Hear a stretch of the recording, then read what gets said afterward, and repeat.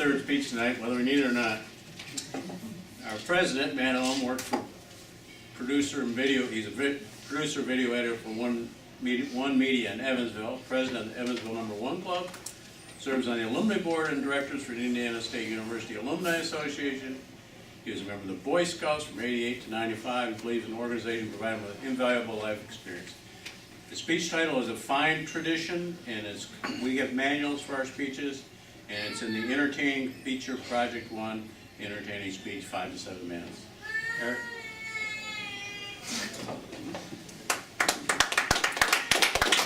Thank you, Mr. Toastmaster, for that fine, if somewhat inaccurate introduction. A real quick show of hands here. How many people in this room were a member of either the Boy or the Girl Scouts when they were growing up? Anyone? All right. It's a very fine organization. Much like Toastmasters, it has a very fine tradition. General Robert Baden-Powell started the Boy Scouts in England in 1907, and by 1910, it made it across the pond here in the United States. Since its establishment, politicians, captains of finance, industrialists have all been through the program and went on to build America what it is today. I'm going to tell you something about a young leader that was in my troop when I started in the fall of '88 that did not exactly follow, or did not seem to follow in those predecessors' footsteps at that time. Dana Vest, our senior patrol leader, was a rather squat, chubby senior patrol leader with a vicious buzz cut. His veracity was often in question, I came to know from the years that I knew him. He always had this little mischievous glint in his eye whenever we were at meetings. He was very intelligent. I remember he played chess very well and would rip people apart on a daily basis. But I don't think he ever really used his intelligence for good during that time in his life. During my first fall jamboree, October of 1988, they always had this scouting event that put scouts really through the ringer. It was an obstacle course of sorts that they had at the fall jamboree. There were knot tying stations, archery stations, that sort of thing. It was all based on time, like a marathon, and the final event was a fire building exercise. You had to start a fire underneath a pot of water using only one match. And not only that, but as you trooped through this obstacle course, you had to be carrying the water in your canteen, so it had a little bit to it to be able to fill that pot at the end of it.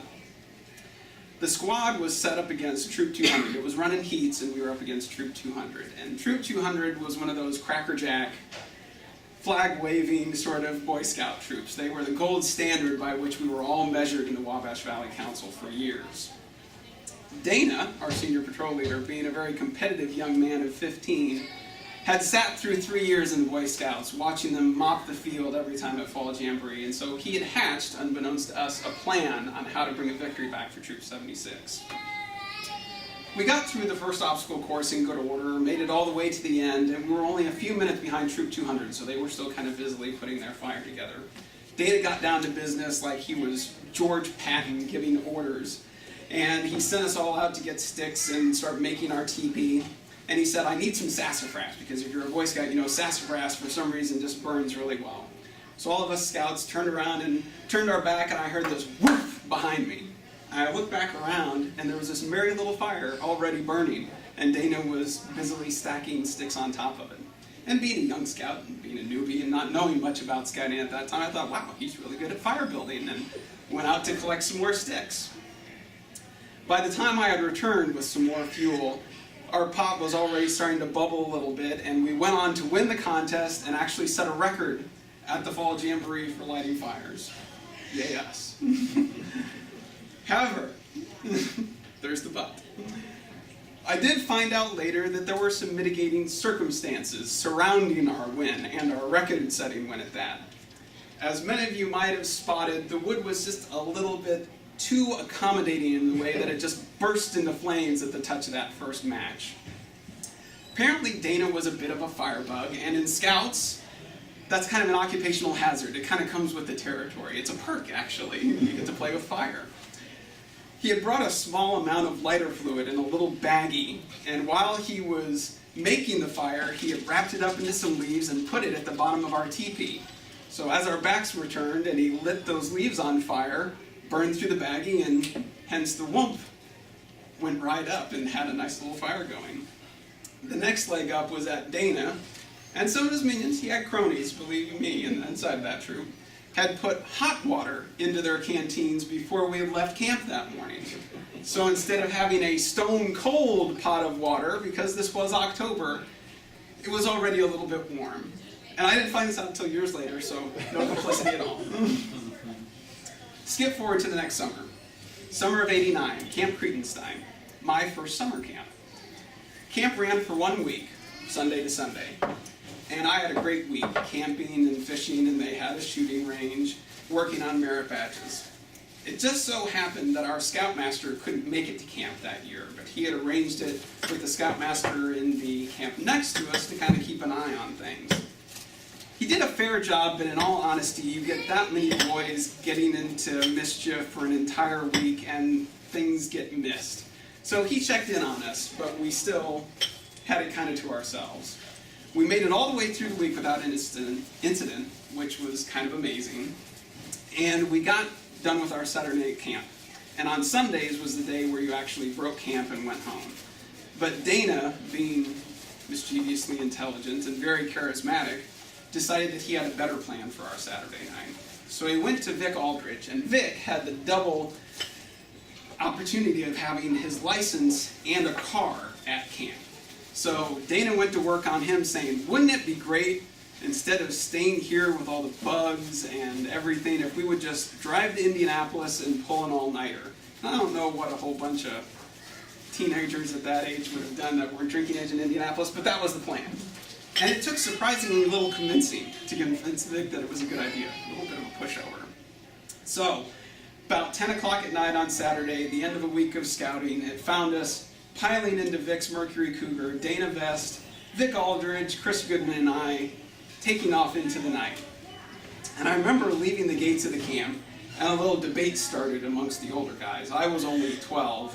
They were 15, 15, and 17, respectively. And they started arguing about how to get from Camp K to Indianapolis. And I remember Dana reaching into the glove box and putting the map out on the front of the car while we're driving down the road. And they start pointing down country roads and how do we get from A to B and that type of thing.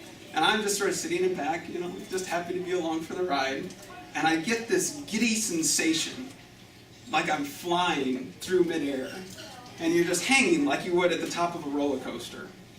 And then it all comes crashing back down to earth and smack. I start seeing corn cobs out the side of my window, and I hear things beating out the front of the car from the cobs hitting the hood. We stopped about 40 yards in because Vic, while he was looking at the map laid out in front of him so helpfully, had missed a dog leg in the road and just ran straight off the road into a cornfield. I get out, and I am just laughing hysterically because I'm just giddy from the adrenaline because it was just the most awesome thing to happen in the world. Chris is sort of just standing back, surveying the damage and noticing how the mud goes all the way to the axles on the car and kind of measuring and ciphering on how we might be able to get this Mercury Cougar back out of here. Vic is in total freak-out mode because, remember, he's a pushover and a mama's boy, and he's just gotten himself into a load of trouble and he knows it. And Dana, Mr. coldly calculating, Machiavellian, short, pudgy senior patrol leader, is already hatching a plan. And so by the time that Vic's parents and the wrecker shows up, he has this ingenious story to tell them. And it goes a little something like this. So we're driving down the road, and a deer leaps out in front of the car. Very original. Slam on the brakes, swerve around, and Vic says, by the time I get the car straightened out, the road's over there. And off we go into the cornfield. Not exactly original, but it satisfied Vic, and so therefore it satisfied Dana, and no harm, no foul for him. It's not his car stuck in the middle of the mud. So what can I say about my experience in Troop 76? And remember, this is just the first year, not even the first year that I was in this troop. Admittedly, we weren't crackerjack scouts.